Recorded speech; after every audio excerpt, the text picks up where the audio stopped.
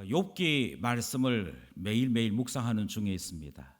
31장까지 묵상했었다가 잠시 쉬는 시간 가졌었는데 이번 달 본문에서 다시 계속 욥기 말씀이 이어지고 이제 욥기가 본문이 끝이 나는 데까지 묵상이 이어지게 됩니다. 욥기라고 하는 성경이 꽤 두꺼운 성경이거든요. 그런데 왜 욥기라고 하는 성경이 분량이 많은가? 이유는 한 가지입니다. 욥이 계속해서 질문하기 때문이지. 욥이 질문하지만 않았더라면 그냥 친구들이 그런 것 같아 라고 얘기할 때 맞아 뭐 그렇겠지 이 정도만 해도 욥기라는 성경이 두꺼워질 리가 없습니다. 그런데 욥기라고 하는 성경이 왜 두꺼워지는고 하니 고난당하고 있는 내가 왜 고난당하는지를 모르겠더라 하는 것이지. 그러니까 역으로 얘기하면 사람은 고난당할 때 왜 내게 이런 일이 일어날까? 어려운 일이 생길 때 왜 내게 이런 일이 일어날까 하는 질문을 한다는 것이지. 그냥 순순하게 그냥 있는 그대로 뭐 주님이 뜻하시는 바가 있으니 나에게 이런 일이 일어나겠지 하는 사람은 없습니다. 여러 번 프로포즈를 했음에도 불구하고 매번 거절을 당하는 사람도 질문합니다. 왜 사람들이 내가 프로포즈를 하면 받아주지 않을까? 질문하는 것이 우리에게는 일어나는 일인데 특별히 고난당할 때 우리는 질문하게 되는 것이지요. 그리고 우리는 그제서야 한 가지 사실을 알게 됩니다. 고난이 있을 때만 하나님을 생각합니다. 고난을 받아야만 지금까지 내 마음대로 살던 사람도 주님의 말씀과 아무 상관없이 곁길로 가던 사람도 어려움이 생기면 꼭 위에 계신 하나님을 쳐다봅니다. 그리고 이렇게 말하지요. 내가 마음대로 살다 보니 이런 어려움이 생겼습니다. 이렇게 말하지 않고 하나님 왜 내게 이렇게 하십니까? 라고 질문하는 희한한 법칙이 있더라 하는 것이지요. 우리는 이 질문하는 내용, 곧 하나님 왜 제게 이런 고난이 있습니까? 이 질문에 대한 답을 오늘 본문에서 찾고자 합니다. 주님은 주께서 낮추심, 주께서 낮아지심을 통해 우리가 왜 고난받는가 하는 것에 대해 답을 주시는데요. 그것이 오늘 본문인 히브리서 2장의 말씀인 것이지요. 먼저 우리가 기억해야 될 것은 성탄은 예수 그리스도가 우리에게로 오셨다라고 하는 것은 우리 관점의 이야기이고 예수님 관점에서 이 이야기는 예수님 관점에서 성탄절은 예수님께서 낮아지신 사건입니다. 이것을 조금 더 다르게 설명드리자면 예수 그리스도께서 고난 받으신 사건입니다. 이것이 고난이라고 하는 것, 낮아지심이라고 하는 것을 어디에서 설명하느냐? 여러 군데 설명합니다만 먼저 소교리 문답 27문답을 살펴보시면 성탄은 예수 그리스도의 낮아지심이구나 하는 것을 알 수 있습니다. 소교리 문답 27문이 이렇습니다. 그리스도의 낮아지심이 어떠합니까?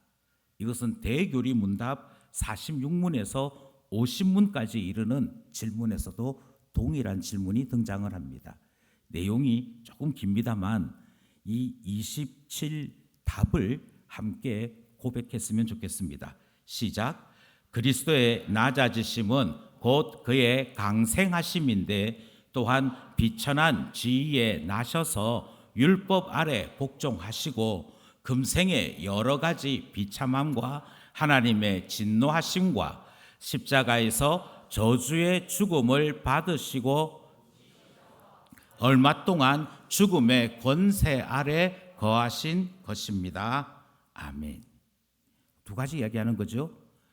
예수님이 낮아지셨다. 그것을 뭘로 이야기하느냐? 그가 우리 가운데 강생하심, 그러니까 성탄이라는 거예요. 그가 우리에게로 육체를 입고 오신 그것이 낮아지십니다. 두 번째 낮아지심은 뭐냐 이야기할 때 십자가에서 모든 저주를 받으시고 죽음 가운데 놓이신 것, 그게 낮아지십니다. 이렇게 설명하는 것이지. 그러니 성탄을 준비하는 대림절 이 기간 동안에 우리는 이 성탄이 가지고 있는 의미, 낮아지심, 그것이 그리스도에게 있음을 다시 한번 생각하게 되는 것입니다. 주님께서 우리 가운데 오신 이 사건이 얼마만큼 낮아지심인가? 그것을 누가복음은 이렇게 설명합니다. 누가복음 2장 7절 말씀인데요. 맏아들을 낳아 강보로 싸서 구유에 뉘었으니 라고 말씀하고 있지요. 주님께서 이 땅에 오셨는데 하늘 영광 보좌에 오신 것이 아니고 존귀한 자리에 오신 것이 아니고 우리와 똑같은 육체를 입으시고 그리고 그 몸을 뉘울 것이 없어서 구유에 뉘었다라고 하시는 말씀을 통해 예수 그리스도께서 얼마만큼 낮아지셨는가 하는 것을 우리에게 소개하고 있습니다. 이것이 우리가 함께 고민하고자 하는 것이지요. 주님이 우리를 낮추셔서 우리의 삶에 고난을 주셨는데 가만히 보니까 나만 고난받는 것이 아니더라는 것입니다. 나만 낮아진 것이 아니더라는 것이지요. 주님께서, 우리 하나님 아버지께서 예수 그리스도를 낮추신 것입니다. 그리고 우리는 질문하게 되는 것이지요. 주님, 왜 제게 이런 고난을 주십니까? 동일하게 하나님, 왜 당신의 아들을 이렇게 낮추십니까? 우리는 바로 그것에 대한 답, 나를 낮추신 것과 예수 그리스도를 낮추신 것에 대한 답을 오늘 본문에서 찾고자 하는 것이지요. 오늘 본문은 바로 이 사실에 대해 말씀하고 있습니다. 7절입니다. 7절 말씀 함께 합독하겠습니다. 시작. 그를 잠시 동안 천사보다 못하게 하시며 영광과 존귀로 관을 씌우시며. 성경은 분명하게 얘기합니다. 예수 그리스도께서 이 땅에 오신 것, 그게 그냥 오신 게 아니다. 즉 천사를 보내시고 천사들이 메시지를 들고 자 보아라, 하나님의 뜻은 이것이다 하고 나타났던 그 천사들의 현현하고 종류가 다르다. 주님이, 우리 하나님 아버지께서 예수 그리스도를 이 땅에 태어나게 하신 것은 낮추신 것이다. 하나님께서 잠시 동안이지만 그 아들을 낮추셨다. 성경이 분명하게 이렇게 표현하고 있습니다. 성탄이 예수 그리스도의 낮아지심을 가장 강력하게 설명하는 성경 구절은 빌립보서 2장 6절 7절이라고 생각합니다. 2장 6절 7절 말씀도 우리 함께 합독하기 원합니다. 시작. 그는 근본 하나님의 본체시나 하나님과 동등됨을 취할 것으로 여기지 아니하시고 오히려 자기를 비워 종의 형체를 가지사 사람들과 같이 되셨고. 저는 지금 설교를 시작하면서 계속 우리의 고난에 대한 답을 찾자 그렇게 얘기하고서는 예수 그리스도의 성탄이 낮아지십니다, 이 말씀을 드리고 있습니다. 저는 이 이야기 속에 신자들이 가져야 될 당연한 영성이 발현되었으면 좋겠습니다. 신자의 영성이란 주님께서 나의 삶의 주인이시므로 내게 일어나는 모든 일은 하나님의 뜻 가운데 일어나는, 하나님의 경륜 가운데 일어나는 일인 것을 고백하는 영성입니다. 그래서 이미 말씀드린 대로 신자는 어떤 일이 생길 때, 특별히 고난이 닥쳐올 때 하나님께 묻게 되어 있는 것이지요. 하나님, 뜻이 무엇입니까? 저에게 무엇을 말씀하시려고 이런 일을 허락하신 것입니까? 라고 묻는 것입니다. 그런데 여기에 한 걸음만 더 나가게 되면, 영성이 조금 더 높아지면, 우리의 경건이 조금 더 단단해지면 한 가지를 더 알게 됩니다. 그것은 신자의 삶을 살고 있는 나의 모든 삶은 예수 그리스도와 연결되어 있다 하는 사실이지요. 그래서 내가 고난당할 때 나만 고난당하는 것이라고 생각지 않는 것입니다. 이것은 불신자들이 가지는 생각이지. 불신자들이 가지는 생각은 늘 고통을 느끼고 있는 나의 문제에만 집중합니다. 나만 늘 불쌍하고, 나만 늘 불행하고, 나만 늘 힘들다고 생각합니다. 그런데 신자는 내가 고난당할 때 주님은 어떠하셨는지를 생각할 줄 압니다. 내가 힘들다고 얘기할 때, 그런데 곰곰이 생각해 보니 나보다도 고난받으신 분, 나보다도 더 힘들고 어려운 삶을 사셨던 예수 그리스도를 생각하게 되어 있는 것이죠. 그것이 바로 예수 그리스도를 생각함으로 고난을 견디는 자 되는 것입니다. 지금 성경은 우리로 하여금 우리의 삶에 왜 낮아짐이 있는가, 우리에게 왜 한숨이 있고 눈물이 있는가, 이것에 대한 대답을 예수 그리스도의 고난을 통해 보여주고 있더라 하는 것입니다. 여기에 신자가 말씀을 대하는 영성이 있어야 할 것입니다. 주님께서 예수 그리스도의 고난을 통해 주께서 우리에게 오신 이 성탄의 의미를 통해 우리의 삶을 말씀하고 있구나, 우리에게 교훈하고 있구나라고 하는 것을 깨달아야 하는 것이지요. 이것이 우리가 이 본문 앞에 가져야 될 태도입니다. 하나님께서 나와 그리스도 모두를 낮추셨는데, 조금 더 정확하게 말씀드리자면, 하나님께서 나의 나를 낮추신 그 이유를 예수 그리스도 보면서 깨닫도록 주님이 그 아들을 보내신 것인데, 우리가 그 의미가 무엇인지를 밝혀 알고자 하는 것입니다. 여기 한 가지 짚고 넘어가야 할 사실이 있습니다. 그것은 그리스도의 고난과 우리의 고난은 그 수준에 있어서, 질에 있어서 다르다 하는 것입니다. 여러분 곰곰이 한번 생각해 보십시오. 낮아졌다 하는 말은 높은 때가 있었다는 이야기입니다. 마치 어떤 소설책 제목이 기억나지 않습니까? 추락하는 모든 것에는 날개가 있다. 그러니까 날개를 가지고 올라가 봤기 때문에 추락하는 것이 있지요. 떨어지는 것이 있지요. 낮아졌다는 말은 올라간 적이 있다는 이야기입니다.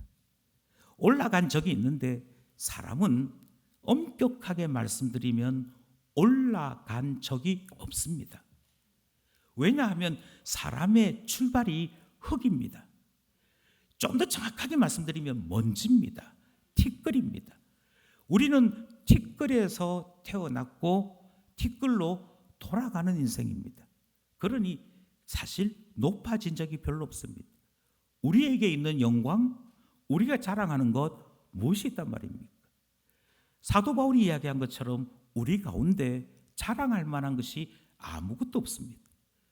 그러니 낮아졌다 해본들 재산 잃은 것이고, 낮아졌다 해본들 우리가 가지고 있던 몸에 병이 생긴 것이고, 낮아졌다 해본들 명예롭지 못한 우리의 이름에 더 수치와 모욕이 주어졌을 뿐이지, 그 낮아짐이라고 하는 것은 그렇게 크지 않습니다.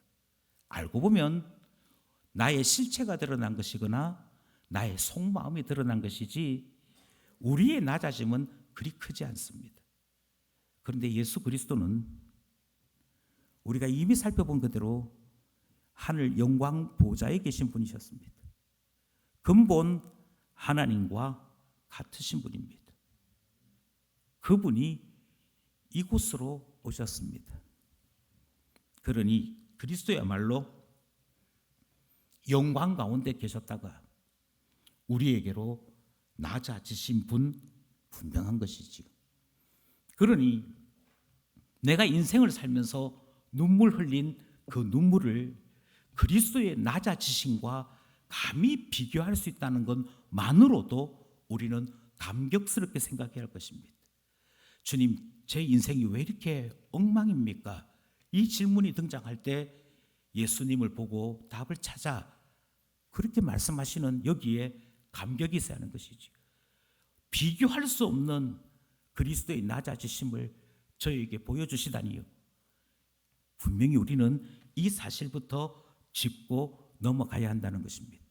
이것이 분명하다면 우리는 다시 한 번 더 왜 성부 하나님께서 그 아들을 낮추셨을까 하는 질문을 깊이 다시 생각하게 되는 것이지요. 성경은 만물의 복종 때문에 예수 그리스도를 낮추셨다 이렇게 설명합니다. 이것을 8절에서 말씀하고 있는데요. 8절 말씀을 바로 읽기 전에 5절부터 차근차근 읽어보려고 합니다. 먼저 5절 말씀입니다. 5절 말씀 시작. 하나님이 우리가 말하는 바 장차 올 세상을 천사들에게 복종하게 하심이 아니니라. 이 말이 왜 등장했느냐면 예수님이 높으냐 천사가 높으냐 이것 가지고 논쟁하던 사람들이 있었기 때문입니다. 그런데 히브리서를 쓴 저자가 질문을 하기를 혹시 하나님이 세상 만들어 놓으시고 만물 만들어 놓으시고 이 모든 만물을 천사에게 주겠다라고 약속한 성경이 있느냐 이 질문하는 것이지. 그런 성경 없더라 하는 것입니다. 그런 말씀 없습니다. 하나님은 천사를 부리는 종으로는 부르시지만 그 부리는 종인 천사에게 너희들이 수고하면 내가 세상 만물 주마 이렇게 약속하신 것은 없습니다. 그런데 천사들에게는 분명히 만물이 복종하게 될 것이다 이런 말 없다고 분명히 이야기합니다. 그리고 6절입니다. 6절 시작. 그러나 누군가에게 어디에서 정언하여 이르되 사람이 무엇이기에 주께서 그를 생각하시며 인자가 무엇이기에 주께서 그를 돌보시나이까. 시편에 있는 말씀이고요. 다윗의 고백인데 여기에 등장하는 사람과 인자는 궁극적으로 예수 그리스도를 의미합니다.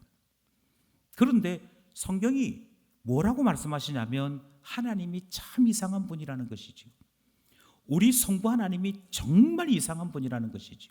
어떤 점에서 이상하냐면 한 사람을 주목하시는 겁니다. 사람의 아들이라고 불리는 인자, 그 인자에 대해 특별한 관심을 쏟으시더라는 거죠. 그래서 하나님이 생각하는 존재, 그가 한 사람, 딱 한 사람을 주목하십니다. 하나님께서 돌보시는 모든 것을 통하여 그 모든 것을 쏟아부으시는 한 존재가 있는데 그 존재 이름이 인자더라 하는 사실을 이야기하고 있습니다. 천사와 전혀 다르지요.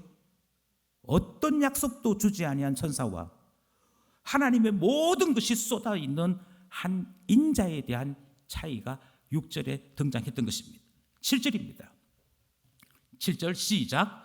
그를 잠시 동안 천사보다 못하게 하시며 영광과 존귀로 관을 씌우시며, 그리고는 그 인자라고 불려지는 그에게 못하게 하시는, 낮추시는 일을 하셨더라. 그래서 약속도 받지 못한 천사보다도 더 낮추시는 일을 하셨더라. 그런데 그 고난이 끝이 나니까, 그 고난이 잠시 동안 있었는데 그것을 견디고 나니까 우리 성부 하나님께서 영광과 존귀로 승리를 칭송하시는 일이 일어나더라. 그것이 7절 이야기입니다. 그러니까 왜 그렇게 하셨냐고요. 우리 질문은 그것이죠. 우리 하나님께서 왜 그 아들 예수에게 낮아지는 일을 하셨느냐, 이게 우리 질문인데 8절이 바로 그 답을 하는 것입니다.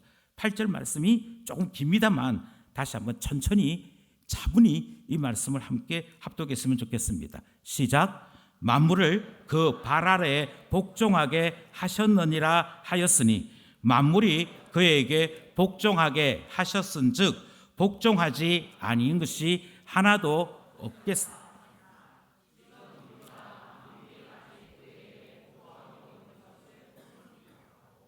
네, 만물을 복종하게 하고자 하셨다는 것입니다. 이게 8절의 답입니다. 8절의 답이 왜 하나님께서 그 아들에게 낮추시는 일을 하셨느냐? 답을 이야기합니다. 만물을 복종하게 하려고. 그러면 우리는 질문하기를, 아니 만물이 복종하는 일이 뭐가 그렇게 중요하기에 그 아들을 이 땅에 사람 모양으로 보내시고 낮추시고 그에게 십자가까지 지게 하시는 이런 일을 하십니까? 그래서 그 낮아지심을 통해 만물 얻는 일이 뭐 그렇게 중요합니까? 이런 질문이 등장하지 않겠습니까? 그것에 대한 답이 10절에 등장을 합니다. 10절 말씀입니다. 10절 말씀 시작. 그러므로 만물이 그를 위하고 또한 그로 말미암은 이가 많은 아들들을 이끌어 영광에 들어가게 하시는 일에 그들의 구원의 창시자를 고난을 통하여 온전하게 하심이 합당하도다.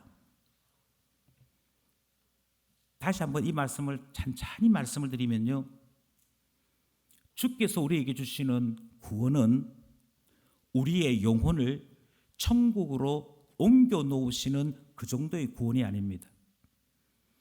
우리 성부 하나님께서 그 아들 예수 그리스도를 통하여 이루시는 구원은 온 우주적인 구원이고 만물을 새롭게 하시는 구원이고 동시에 그 새로워진 만물을 구원 얻은 하나님의 자녀들과 함께 누리는 구원입니다.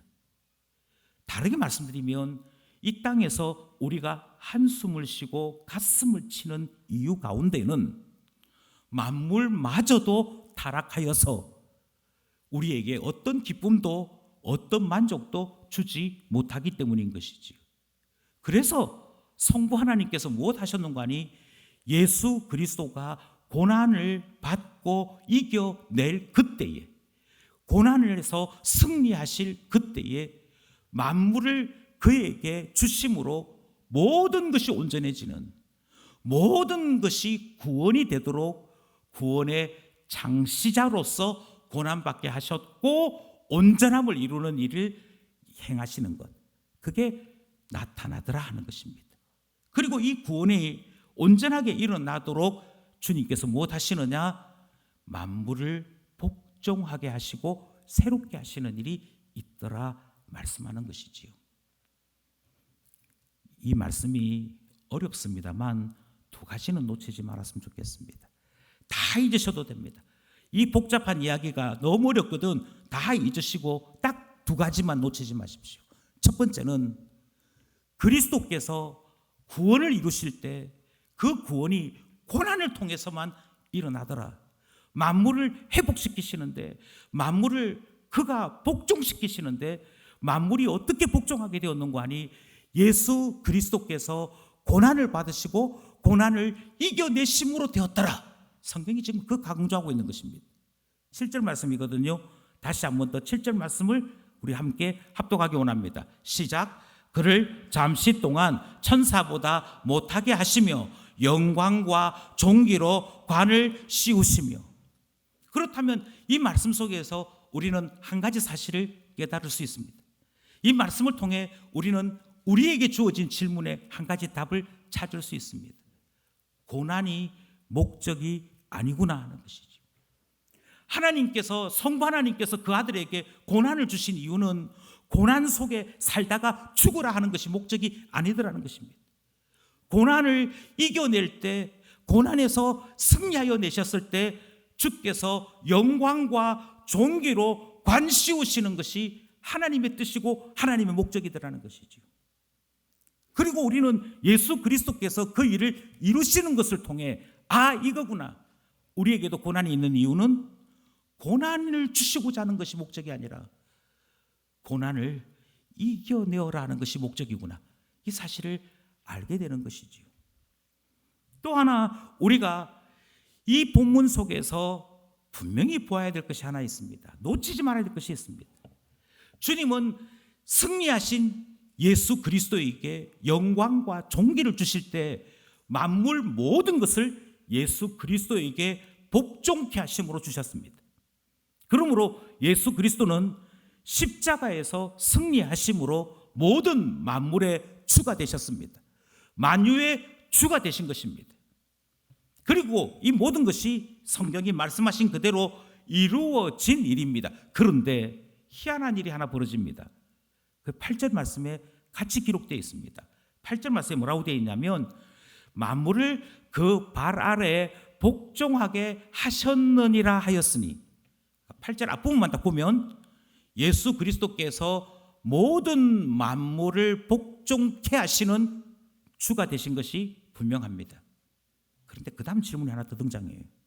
그 다음부터 만물로, 시작, 만물로 그에게 복종하게 하셨은즉 복종하지 않은 것이 하나도 없어야 하겠으나 지금 우리가 만물이 아직 그에게 복종하고 있는 것을 보지 못하고, 주어지지. 여기에 다시 한번 깊은 고민을 했으면 좋겠습니다. 아니, 예수 그리스도에게 모든 만물이 복종을 합니다. 그런데 그 사실을 바라본 우리가 그럼 끝났네. 그럼 끝났네. 예수 그리스도가 모든 만물의 주인이시니까 그럼 우리가 예수님 안에 있기만 하면 덩달아서 예수 그리스도 안에 있는 우리도 덩달아서 모든 만물을 다스리는 자 되는 것이네. 이게 딱 공식으로 성립이 되는 것이죠. 그리고 성경은 이것을 우리에게 약속하고 있습니다. 그런데 문제가 뭐냐면 이것이 고난받으신 이유고 고난에서 승리하심으로 주신 상인데 우리에게 이것이 온전히 나타나는 것은 아니다라고 8절이 얘기하는 것이죠. 이 말은 예수 그리스도가 승리하심으로 이 승리가 우리에게 바로 딱 나타나는 것, 당장 나타나는 것 아니더라 하는 것입니다. 아니 그러면 뭐 어쩌란 얘기입니까? 여기에서 놓치지 말아야 될 두 번째 교훈이 있다니까요. 그리스도의 고난을 보여주신 이유는 그리스도께서 이렇게 고난을 승리하심으로 만물의 주가 되셨으니 이와 같이 너희도 그리스도의 고난에 동참하라는 얘기예요. 그리스도의 고난에 똑같은 하나님 자녀로서 견뎌내고 이겨내는 영적인 승리를 하라 하시는 말씀이 주어지는 것입니다. 이것이 주님의 뜻입니다. 만물이 예수 그리스도에게는 복종이 되었으나 우리에게는 온전히 나타나는 것이 아니라고 하는 이 말씀 속에 해야 될 일이 있구나 하는 것을 깨닫게 되는 것 아니겠습니까? 9절이 이어서 설명을 합니다. 9절 말씀입니다. 함께 합독합니다. 시작. 오직 우리가 천사들보다 잠시 동안 못하게 하심을 입은 자 곧 죽음의 고난 받으심으로 말미암아 영광과 존귀로 관을 쓰신 예수를 보니 이를 행하심은 하나님의 은혜로 말미암아 모든 사람을 위하여 죽음을 맛보려 하심이라. 아멘. 9절 말씀이 어렵습니다. 어려운데 이 말씀을 쉽게 그나마 간단하게 말씀드리면 이렇습니다. 먼저 9절 말씀을 보니까 보라 하는 말씀이 등장합니다. 보래. 뭘 봐야 되느냐? 봐야 될 것은 딱 한 가지입니다. 하나님께서 예수 그리스도의 모습을 통해 이거 봐라 하시는 것은 그가 낮아지셨고 영광과 존귀로 관 쓰시는 이 놀라운 승리를 행하신 것입니다.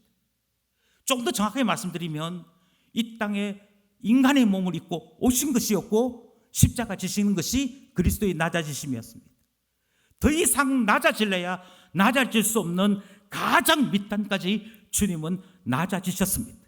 그것이 십자가요, 그것이 죽음 아니겠습니까? 그런데 그 죽음의 고난에서 우리 주 예수 그리스도는 승리하셨습니다. 그리고 승리하셨을 때 그에게 주어진 놀라운 영광은 우리 하나님께서 모든 만물의 주가 되는, 모든 영광을 우리 하나님께서 성부 하나님께 드리는 영광과 존귀의 관쓰심이 예수 그리스도가 보여주신 모습입니다. 그리고 성경이 이렇게 얘기합니다. 봐라, 이것부터 봐라, 이것부터 보고 생각해라.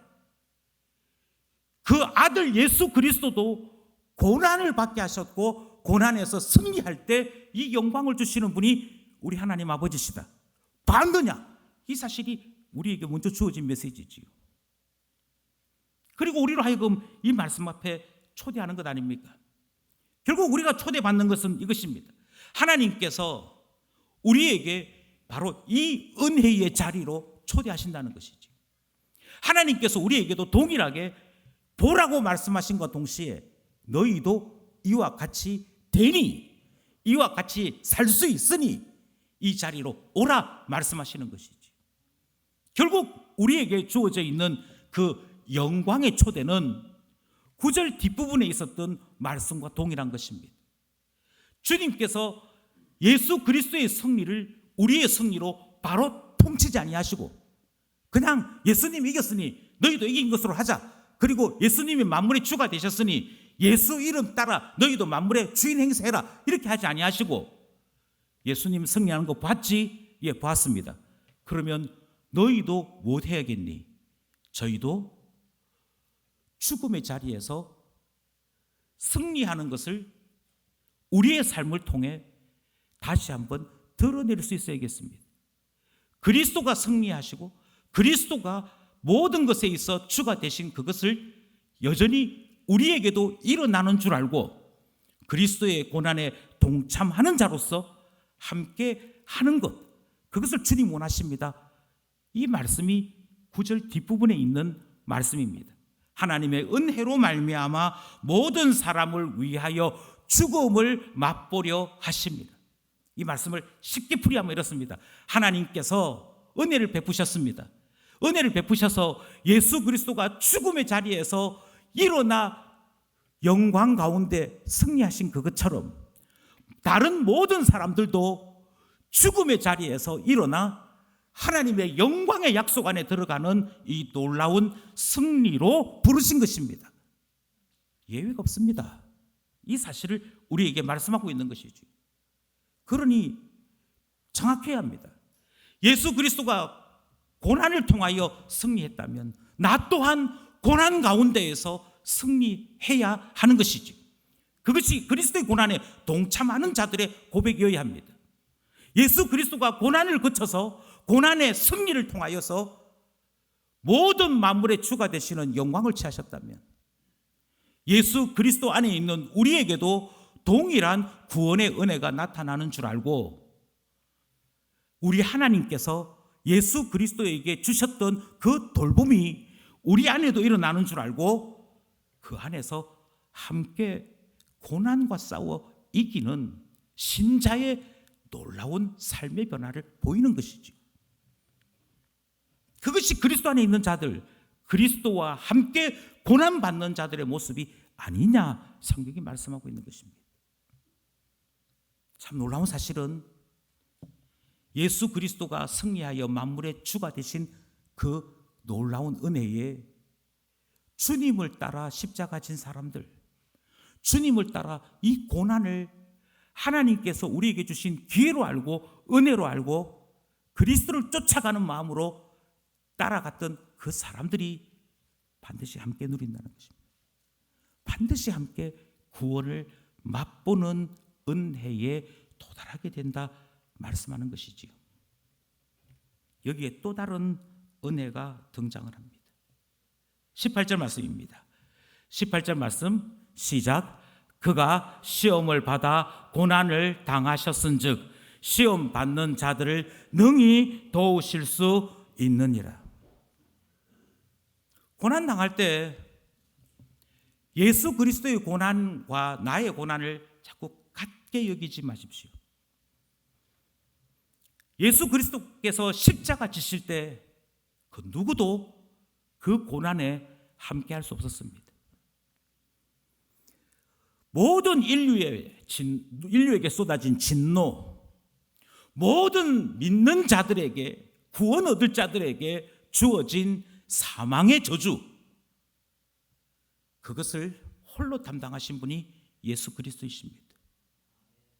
예수 그리스도는 대속의 길을 걸어가실 때 홀로 걸어가셨고 홀로 담당하셨고 아무도 그를 긍휼히 여기지 아니했습니다. 그래서 예수 그리스도는 잠잠히 그 양털 깎는 자 앞에 잡혀 있는 양과 같이 자기 자신을 내어놓으셨고 그 길을 걸어가셨습니다. 그런데 우리는 다릅니다. 우리가 고난받을 때 먼저 고난받으신 예수 그리스도께서 고난이 무엇인지 아시기에, 고통받는 것이 무엇인지 아시기에 예수 그리스도의 고난에 동참하는 모든 사람들에게 너 힘들지? 너 앞길이 막막하고 답답해 죽겠지? 내가 알아. 왜냐하면 내가 고난 당해보았으니까. 그렇게 말씀하신다는 거예요. 그래서 내가 고난에서 승리하고 영광 가운데 승리해서 영광과 존귀에 관을 쓰는 거 봤지? 그러니까 너도 할 수 있어. 해봐. 이렇게 하시는 분 아니라는 거예요. 내가 했으니 너도 해. 이렇게 말씀하시는 분이 아니고 먼저 승리하신 주님이, 먼저 고난 받으시고 구원의 길을 마련해 놓으신 주님이 그 구원의 길에 들어서려고 하는 우리들에게 오셔서 우리가 시험 당할 때, 우리가 고난 당하여 힘들고 어려울 때 도우신다는 것입니다. 그래서 예수 따라갈 수 있도록, 예수의 그 구원의 길에 이룰 수 있도록 우리 안에 고난을 이겨내는, 답답함을 이겨내는 놀라운 은혜를 베푸시더라 하는 것이지요. 그렇다면 이제 우리에게 주어져 있는 질문의 답이 일어난 것 아니겠습니까? 왜 낮추십니까? 낮추실 때 내가 뭐 잘못했습니까? 내가 뭐 어쨌는데요? 이렇게 말씀하지 마십시오. 아무 죄 없으신데 이 땅에 오셔서 십자가 지신 예수 그리스도가 고난 당하신 분인 것을 안다면 정말 어린아이 같은 질문을 이제는 멈추셔야 합니다. 그리고 이렇게 질문해야 할 것입니다. 주님, 저 또한 그리스도 따라가게 하시니 감사합니다. 저 또한 낮추어 주심으로, 저 또한 낮추어 그 고난이 무엇인지 알게 하심으로 예수 그리스도의 고난, 예수 그리스도가 우리에게 주시는 구원의 은혜가 얼마나 값진 것인지를 느끼게 하고 배우게 하시니 감사합니다 라고 얘기해야 될 것입니다. 제발 우리가 고난 당할 때 하나님 왜 내게 이런 어려움을, 이렇게 말씀하지 마시고 예수 그리스도가 고난 받으시고 승리하는 것을 다시 기억하게 하시니 감사합니다.